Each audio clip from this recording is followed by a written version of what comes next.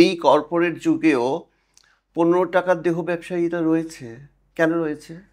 আমি মেয়েদের কথা বলছি, কারণ আমার বাড়ির সামনে একটা বিশাল বথেল আছে, আমি সেখানকার মেয়েদের নিয়ে নারী শক্তি বলে একটা সংগঠনও করেছি রোটারির সাহায্যে।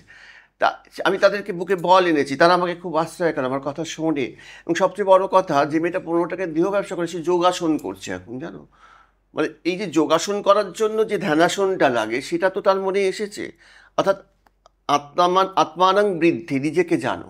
তো এইটা যে 15 টাকায় দেহ বেচছে, সে কিন্তু বুঝছে যে আমার আত্মার শরীর হয়তো আলাদা। তা সেটা তো আছে। এবার তুই বলো তো, এগুলো থাকবে কেন? থাকবে কেন? একদম।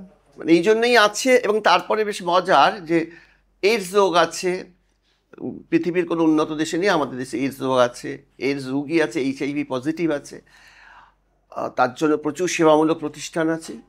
এবং তাদের পাশাপাশি এই মানুষগুলোকেও দেখিয়ে দেওয়া হচ্ছে এরাও HIV। তুমি জানো তো, আমি বলেছি অনেক জায়গায়, তোমাকেও বলছি, ট্রান্সজেন্ডাররা রক্ত দিতে পারে না।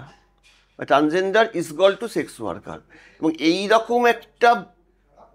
এইরকম একটা ধারণার মধ্যে একজন ট্রান্সজেন্ডার ট্রান্সওম্যান হয়ে তারপর তার প্রিন্সিপাল হওয়া কতটা শক্ত, কতটা কঠিন, কতটা দুঃসাধ্য নয়, অসাধ্য।